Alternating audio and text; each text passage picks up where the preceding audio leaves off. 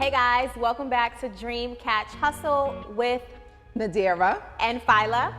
So today we're going to discuss women who inspired us. Oh, this is a good one. Like we all have someone, whether it was in our house or it may have been in someone else's house. It may have been someone in school or work, but there's always someone who inspired us to be an entrepreneur. Yes. Or made us who we are today, which made us entrepreneurs. Right? Absolutely, absolutely. And it's important for us to identify the women in our lives who have inspired us, whether they were business women or entrepreneurs or not. Right. But to really talk about how their impact and presence in our lives has really helped us on our journey. Exactly. And one of the things too that we would like, because there are some people who will say, I didn't have anyone to inspire me. Absolutely. But I want you guys to feel that whatever maybe negative happened in your life and you're killing it now, that also inspired you too. Oh, for sure. So definitely take that and run with it also. But for me, it may have actually. Is it one person or is it like a couple people? It's a couple of people. Okay, so who are the main female impactful women in your life who inspired you? The main female impactful women were my grandmother, my aunt Cheryl, who you'll probably hear about her every episode. Hey, Aunt Cheryl. She raised me. And to be quite honest, my mother passed away when I was 7 years old. I don't have a lot of memories, but I do carry a lot of memories that they've shared with me. And so I guess maybe I made her into this person in my mind, but just she was an artist. So looking at like a lot of the paintings and stuff like that she did, I kind of try and take stories from. So she actually, from beyond, has inspired me also. I think, for us young girls who grew up in like the 80s and 90s, grandmas were different back then. Grandmas were grandmas. Grandmas were grandmas. And one of the most pivotal women in my life is my grandmother, and I'm named after her, Fila. Her name was Fila Brown. And so I embody a lot of her energy. I didn't always, but I do now. She's one of the women who impacted me tremendously. My own mother also, because I saw her, although she didn't own a business, she went to work. She was a teen mom, so she had me when she was 17. And I don't ever remember my mother not working, not going out, not getting up. No matter what was going on in her life personally, she always showed up. And I'm very free-spirited, so I needed that kind of structure. Okay.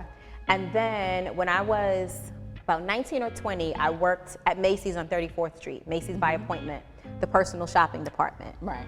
And the department was run by this little petite, sophisticated Jewish woman, and her name was Linda Lee. And she took no shit. She demanded like excellence of you. And it was the first time I had ever seen a woman show up so powerfully in a business space. Okay. Right? And those things really like hit home. And I'll talk more about that, but tell me about Grandma and Aunt Cheryl and what specifically influenced you. Well, with my grandmother, it was her giving heart. So remember back then, if grandmas were the type, if someone needed some food, they were fed. This is a sipping moment because I'm gonna get emotional. Yeah, they didn't have to come from your household, but no one was gonna go hungry because that's something that they didn't do back then. If you needed a place to stay, trust and believe, Rosina was going to give you a place to stay. Even to the point where I used to wake up, when they going home? Why they can't find a, but I didn't get what it was that she was doing. Yes. And my grandmother, she can definitely cook. So people would just come on Sundays anyway, just to come. But just to have that whole like family nurturing structure. And so now it's to the point where I like to help people. Yes. And that's why you hear me say so much, like I feel like I owe it, to come back for my people. And I do feel that once I make it to where I would like to make it to, I also have like a fiduciary responsibility to come back for my people, because that's what my grandmother did. She would give you her last dollar. She wasn't rich. She wasn't, she was on disability. But if you needed it, she would definitely give it to you. And my aunt, total 360. And like I said, she was in corporate America. I don't want to name her company name, but very big Fortune 500 company. And she really, really worked hard. I know we're telling our stories and our sad stories, but I remember being in the 3rd grade, being chased home from school, and someone saying, aha, your mother's dead, your mother's dead. So I told my aunt, and she took me out the neighborhood school and she put me in private school. So that means longer hours at her job. And I was that kid standing in front of the school like this with the gates closed down while she runs down the block. But just her work ethic, and and that's how she trained me. Right. But even to know that someone loved you enough to make those kind of sacrifices, it holds you accountable to really doing well on your own. Exactly. And one of the lessons were, you are one, alone in this world. Even though I had family, but I didn't have any siblings, I didn't have any parents. So you have to be strong. Stop crying all the time. It's okay if you're gonna cry, but now what's the solution? Right. Like you have to do something. You're a Black woman. So not only are you a Black woman, but now you're working like twice as hard to compete against white women. Who are average sometimes. To compete against white men and Black men. So those were just the lessons, like just going over and beyond to make stuff happen. Oh wow, I think that's so powerful because and as a child, you don't recognize what the people who love you are really doing for you. Right. You just think that that's what adults do. And they're supposed to do it. And they're supposed to do it, exactly. And my grandmother had 11 children of her own. God bless her. Listen, and had a couple miscarriages along the way, so there could have been more. She was a nursery nurse at St. Mary's Hospital in Brooklyn. And I remember we never missed a Sunday dinner. That means if she knew she was gonna be working from Friday to Monday, Friday before she left, she prepped everything so my aunts just had to put things in the oven. If she was gonna be working on Sunday, she was up 5 a.m. getting Sunday dinner ready. And I used to say, like, Grandma, you don't have to do this. Like, why are you wearing yourself out? But that was one of the ways that she chose to show her love.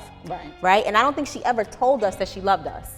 Right? Yeah, I don't think that they did that back then. So all these like emo kids now who are so needy, they wouldn't have been able to survive, right? Exactly. But she embodied that love in everything that she did, and that's why she impacted me. With my own mother, again, she was 17 when she had me.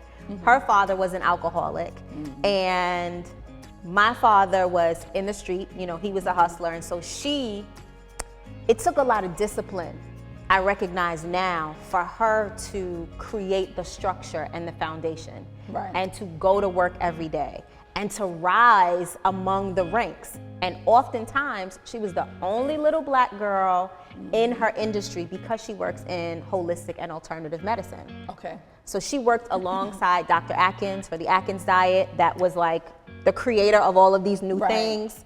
And they had multi-million-dollar patients who would come in. And she was this little Black girl who had a baby at 17, but she never let any of that stop her. And so her work ethic and her commitment to giving us better just has always impacted me. And then working in a space with a woman she probably was like 5 feet, 100 pounds, because she was serious about her figure, even at 60 years old. And she didn't take any mess from anyone. She was stern, but she also let you know that this is because I'm expecting greatness from you. And even me, a little Black girl from Queens, there was no issue, no racial, nothing. When I was ready to be like, you know what, I think I want to move on to another place. She's like, why? What do you need? What are you not getting here? Let's figure out how to get it for you. And I watched her run that office impeccably. And it stamped an imprint on me to this day. Like, I wish that I could tell her that. And I guess that's why everyone pretty much adapted the term now, giving people their flowers. Wow. Yes. But we don't realize how important that is until we are adults. But there's like so many things, whether positive or negative, that makes you the entrepreneur that you are. I always say struggle builds character, number one. So if you are struggling in your business right now, trust me, we've all been there. And 2, 3, 4, 5 times sometimes. And to be quite honest, sometimes we're a customer or two away from struggling again. So that's why we always tell you, make sure to practice excellent customer service. But don't just always, be down or, just take the negative and continue a negative path. Like just take that, whether it's positive, because sometimes we're struggling, don't even know that we're struggling. Very true. We're preparing ourselves or being prepared for those doors to open up. And another thing that's really important and that keeps coming up for me is the fact that these women we're talking about, they were just living their lives, right? They didn't recognize that they were doing anything extraordinary or spectacular. They were doing them. They were just doing them, exactly. And so when you show up and you operate in excellence, it impacts other people. Right. It changes the reality around you, and you have no idea who's being influenced and who's watching you just do you, and how that's gonna impact them later on and down the line. Like, I'm so grateful to have these women and these experiences in my life. And it's like, you don't understand. It's like, so for instance, I still work a lot. I work 6 days a week, Monday through Saturday. Monday through Monday. I know. Even on Sundays, I'm like, Sundays are my days off. A lot of times I'm working on Sundays, but for those who don't know, I am a grandma of 2, 3, and a 1.5-year-old. You're a grandma. Yes, thank you. But in all honesty, Sundays are their days, because that's how I was raised. That's how I was brought up. And imagine what your granddaughters are getting from you, right? Because our kids don't always respect us. Let's just be really honest. They just, this is mom and dad. Wait for the grandkids. Right. Imagine what your granddaughters are learning from watching your grandma, who's beautiful, who's fit, who's successful, who's showing up. It's great to have friends like this. Right? We fix each other's crowns. Yes, we do. Yes. But the message that they're getting from you is one that's gonna last their entire lifestyles. Like, I get it like, Grandma, you in the office? Grandma, you in the office? But your kids are watching. The same way that we watch, your kids are watching. Absolutely. I have an 8-year-old daughter. My son is 15. So, he pays me attention, but not too much. But my daughter is 8, and she's super sensitive and sweet. And she'll come to me sometimes and just say, Mommy, when I get older, I want to help people like you. And I'm like, oh, really? With what? And she's like, with their relationships and stuff, right? And it's the cutest thing. But my husband one day, she's watching, and that's what he had to say. Like, do you really realize what she's saying? What she's saying is that you're inspiring me. Right. You're impacting me. And I know that I can create something out of nothing, work for myself. Oh, and that's another thing. She don't want to work for nobody. She's 8. And she's like, I don't want to work for nobody. Because she's watching 2 entrepreneurs who are very successful do it. Right. Like, they're learning from us. Right. And they have everything that they need. And so to them, that's success. Right.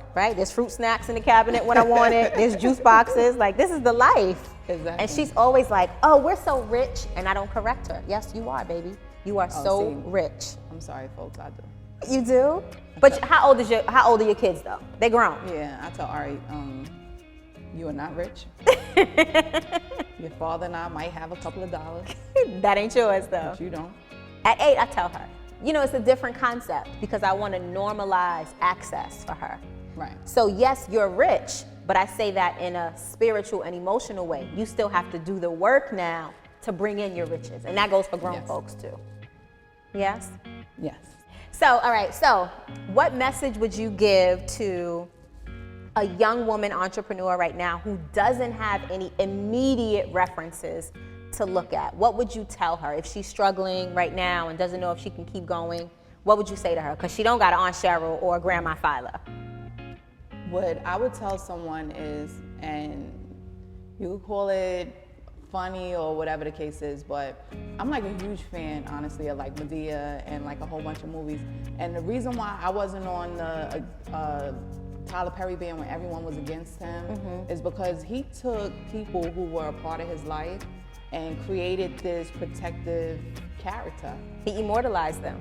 Exactly. So People who inspire you don't always have to be, you know, someone that's a part of your life. It can also be an icon. I'm sure Cicely Tyson touched a lot of people.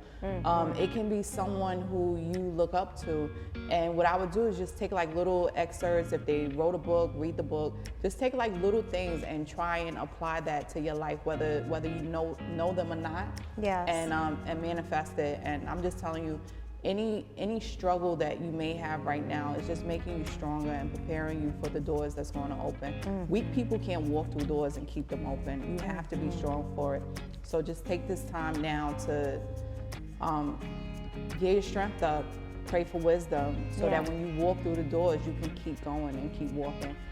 But just don't forget to turn around and look for the people behind you. Absolutely, absolutely. And you know, in my work, I'm working with professional women who are really successful, but we're doing the inner work, right? The emotional wellness work, the mental health work. And one of the things that comes up a lot is that women tend to focus on the negative. It's just kind of how we're conditioned and socialized.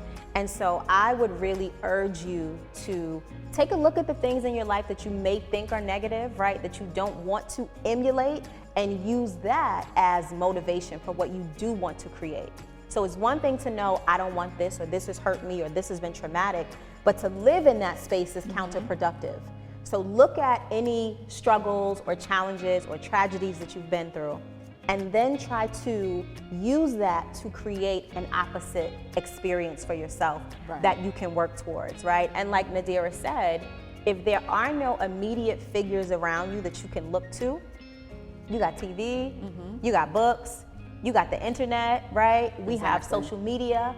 So find people who inspire you and surround yourself with them. And that also means cleaning out your social media feed sometimes. Not just following negative accounts, but following people who are doing the things that you want to do, who are living the life that you want to live, so you can remind yourself that it's possible, it's probable, and with the proper planning, you can absolutely get there. Exactly. Yes. And we also want to open up this space to you guys. So if you have questions, we want you to drop your questions in the comment box. If you have feedback, we're absolutely open to that. If there are other topics that you want us to talk about, make sure that you let us know. And if you have any questions about business for either myself or Nadirah, we are open to listen, and we want to hear from you, right?